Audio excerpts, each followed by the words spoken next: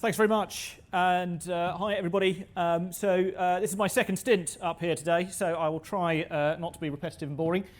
For those of you who did hear me earlier, I should, before I start, say that I've been politely informed that the quote I gave was in fact Hemingway rather than Oscar Wilde, so apparently it's a bad thing to mislead the House, so I will correct that right now.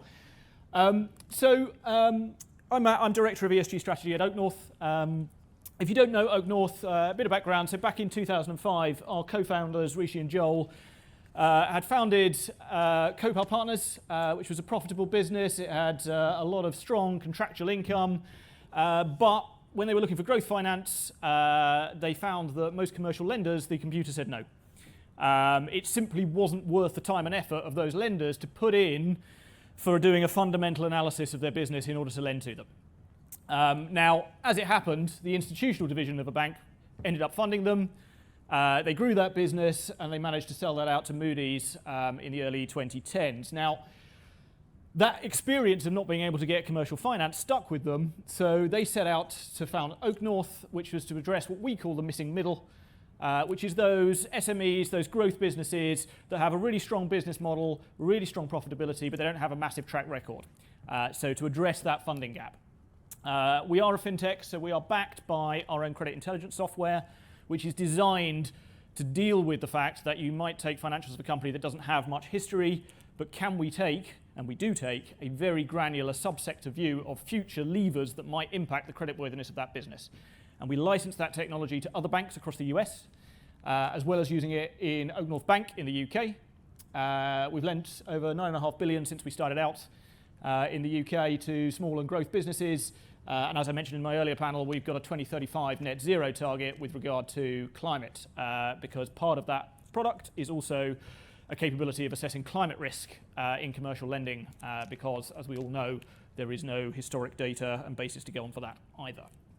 So those of you enjoying the nice hot sunny weather that we're having at the moment, here's a reminder that it does that as well.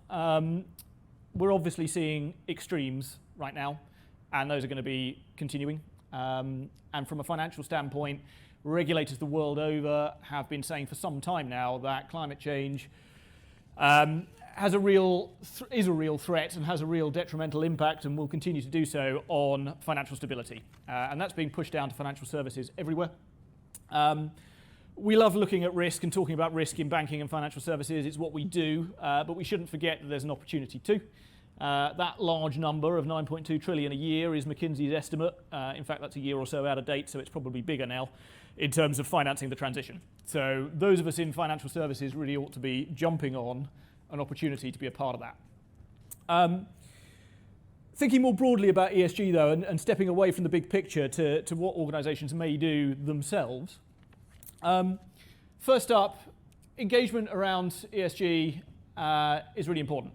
No amount of data will tell you what is important to your customers and your suppliers and your employees. That's not to say that you can't use a tech solution to gather and standardize that data, and I'll talk about that in a bit, but understanding what is important to your key stakeholders is key. Also, in terms of looking for impact, ESG is an enormous topic.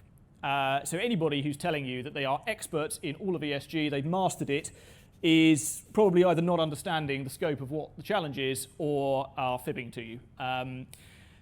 But the reality is that it doesn't matter if others are better than you at certain aspects of ESG. It is not a competition.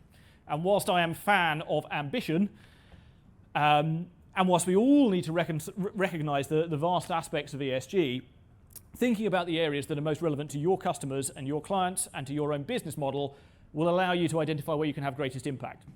And you can also think about this if you have investors. Investors, generally speaking, from an ESG point of view, are interested in A, how does it affect your bottom line from a revenue perspective? How is it revenue additive? How is it value additive to your business model and how you can wrap that in? How does it enable you to manage risk? And hygiene factors. Are you regulatory compliant for the sector that you operate in, for example? The last piece, I mentioned this earlier around transparency. Everybody loves to worry about greenwashing, quite rightly. But if you are open about the data you are using and the source of that data, and undoubtedly the assumptions that you are layering in, then you can't really be accused of greenwashing because you've said everything about how you've gone about it and its limitations. Now, people may challenge you on that, and that's okay because you may learn something. And the last point on here around sharing best practice with peers, so we're members of a great number of, and a growing number of industry bodies around this, like the Net Zero Banking Alliance, so part of GFANZ there, Bankers for Net Zero, Tech Zero, and we have the OakNorth Climate Consortium, which we founded a couple of years ago, and that brings together a whole host of banks that we work with to think about the challenges around addressing climate and data. So some of the biggest challenges out there, specifically around climate change risk management for banks. So data is obviously a key one. I mentioned earlier, as we are a specialist lender and we lend to private businesses, that there isn't actually a great deal of data. And that's a problem, because you have to make fairly sizable assumptions to backfill that. But there is the other problem with data in that actually sometimes there is just a tsunami of data that you can collect from an ESG point of view. And those who are processing that data don't really know how to see the wood for the trees a lot of the time, because there's just too much and you haven't really thought necessarily about what data you need and for what purpose. So tackling the data issue is key. Models and scenarios. So I think we mentioned in a couple of panel sessions the fact that we're now talking about long-term horizons, 10, 20, 30 years. That's pretty unfamiliar for banks. They do operate in a kind of 1, 3, and 5 year horizon. So the ESG agenda and the climate agenda has caused a shift to thinking longer term. There's been a couple of great mentions of AI earlier. I love talking about AI. It's really Hollywood. It's great. But coming from the perspective of a middle-sized bank and a background in middle-sized banks as well, and seeing what we see talking to other banking peers, if you're a smaller or mid-sized bank, there's a lot of people doing things on spreadsheets. And as the requirements for more sophisticated modelling and scenario stress testing grows, as data grows, if you continue to do that and you don't have a tech solution, you will find yourself up an ESG creek without a digital paddle, if I can use such a term. It's a problem. And other elements here to be considering, we've mentioned the lack of consistency. So most banks now are shifting towards what they believe are standardized frameworks. There isn't necessarily an agreed view right now. It's coming. And things like TCFD, which everybody loves because it's got kind of 4 pillars that you can go after, it's expansive in terms of what it covers, it's still quite open to interpretation. So if you look at TCFD reports at the moment, they vary from one extreme to the other in terms of the level of detail, in terms of interpretation, in terms of what gets talked about and what doesn't, and how specific they are. Things like the ISSB that's coming will tackle some of that and try and actually bring some specificity around what is required. Expertise, every bank is looking for that kind of credit expert who's also an ESG expert, or that risk person who is also got deep climate or carbon expertise. There aren't really very many that exist right now. They will, as people get used to the fact that they need to integrate this and understand this as part of everyday roles. But it's not there yet. To the other extreme, too many cooks, this affects every aspect of the business. It's the board, it's credit, it's risk, it's PR, it's net zero and ESG teams thinking about it from that perspective. Everybody has a different opinion, so how do you prioritize and how do you bring all of those perspectives into developing a strategy? And even we generalize talking about things like climate, the difference between physical and transitional risks are vast. We have some experience of physical risks because we can see the impact of storm damage or of floods. That's not to say that it's easy to translate into financials, because it isn't. But it's very different to transitional risks, where we have to make estimates and assumptions around future behavioural change or policies that don't exist yet. That's quite difficult. So what sort of things can we do to prepare on this? Well, thinking about data, anything that you've got right now is probably not sufficient, and you'll probably need more. So thinking about tech solutions that can actually get that organised and collate the data in a way that it can be used by different functions within a business. So centralized data pools that are adaptable, that can evolve as requirements change. These sort of data points as well, you've got to integrate them into your risk management frameworks. You know, you need credit risk appetite metrics that are focused upon KPIs based upon the data you're collecting, for example. Thinking about scenarios, So yes, there is data, but it's not complete. So your scenarios have to be able to be adaptable and have to evolve over time. You cannot have a set of scenarios that's rigid that you're going to apply now and next year and the year after. They've got to be adaptable for new information. And even some of the broader transitional pathways, for example, like NGFS, they will continue to push out updates, and they do. That's quite a difficult thing to integrate if you've built a manual model. Technological solutions that actually bake those in can be adapted to that more readily. Other aspects on here, I've put up kind of governance and team.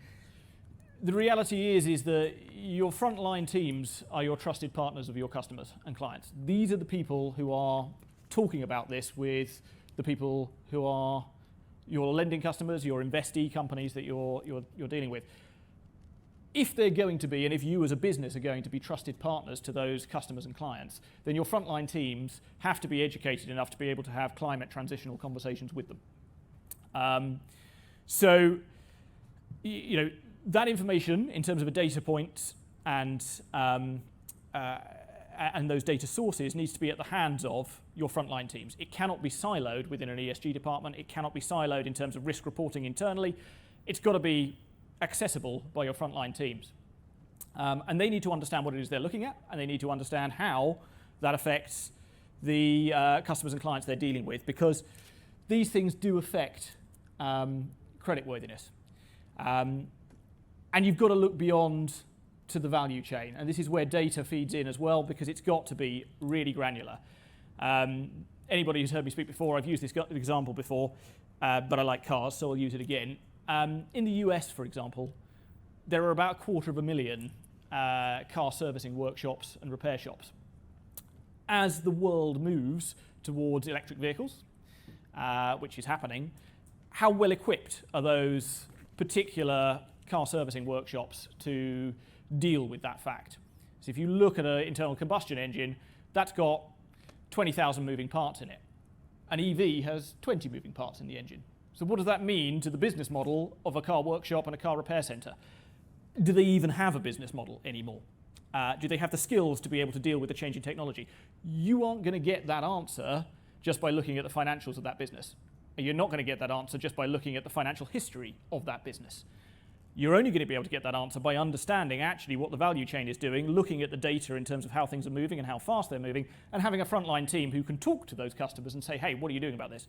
Have you got training in place? Are your are your staff adapting to this? Have they got an awareness of what skills they need? Are they picking those up? Even simple things when you look at those sort of businesses, an electric vehicle is way heavier than a combustion engine. And those lifts that you see when you take your car for a service, they're not strong enough to deal with an EV in many cases. So the business has to invest in order to replace its equipment, and that costs money, and that affects its creditworthiness. So all of those things, if you'll forgive the long-winded example, are how this kind of ties together in terms of utility of data and understanding in the front line. So it's what we've been trying to do at OakNorth in terms of building our technology to back the lending in the bank. It's what we've been trying to do in terms of raising climate and ESG awareness, because these are not conversations that can be centralized in an ESG team. It has to become the new norm in terms of the way we go about data collection, the way we go about risk management, and the way we go about interacting with clients and customers. So I have perhaps foolishly left myself 5 minutes for any questions, if anybody wants to hit me with their best shot. Or not. Got away with it. I didn't. So, a couple of questions. You were talking about the value chain of the business. How do you think businesses could change to build new products and services based upon all of these things? So obviously, if you're a financial services company, there's a whole bunch of range of products you can create: lending products, loan products, bonds, etc. How do you think about that from your perspective on building those new sustainable products and services that you could create? Do you mean sustainable products as a bank, or sustainable products in your customer base? As a bank. So you could provide sustainable linked bonds, or a climate linked bond, or lending that way or supply chain finance with sustainability wrapped into it, etc.? Yeah, so there's plenty of things popping up, and I think we've seen sustainable linked loans and the rate that they're growing at. We see kind of green products that are at a favourable rate, and some of those you have to be slightly careful. Is that a race to the bottom to just gather market share, or is that actually a viable product going forward? I think other aspects of it, I think part of it is understand what your customers need. So I'll give you an example with that. A lot of what we do is in the built environment in OakNorth Bank in the UK. Those businesses who are constructors or property investors are being hit by a wave of regulatory change from an ESG point of view in terms of energy efficiency. So if you have a property and you want to let it out, that property needs to be an EPC of C or above in 2 years' time. And that's going to be an EPC of a B or an A in 5 years' time. That requires retrofit of that property, which requires finance. So is there something that you can do as a lender to those businesses to say, hey, you already borrow money from us to actually finance the investment in those properties, why don't you borrow a little bit more to do retrofit? Because this is coming, and if you don't think about that, well, actually, there's a virtuous circle there, because you are not going to be compliant with building regulations, and can we really finance a property that isn't? Probably not. So it impacts your creditworthiness as well. So that's kind of a specific case where you think about the needs of your customers and what's happening in that sector. And that's regulatory change there. And I think there's an interesting point there where your frontline teams, it's all very well ESG specialists within banks being aware of regulation and what impacts the banking sector from a ESG disclosure, regulatory requirement perspective. But your frontline teams also need to be aware of what ESG is doing to the sectors that they are financing, and how that is driving need and appetite for sustainable financing, for example, in those particular sectors, because it's not a one-size-fits-all. There are different needs out there for different sectors. It's very different if you're talking about a small business that's actually trying to do, I don't know, direct air capture. That business does not need debt finance right now if it's trying to start up and have to cover a whole load of interest servicing. It needs equity and venture and that side of things. So the needs are different depending on the nature of the businesses that you're funding and how.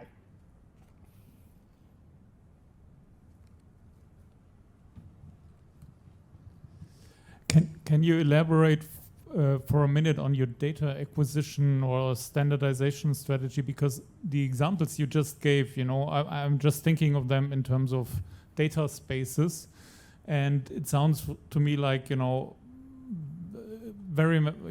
many different data sources, different standards, different types of data that flow into your business.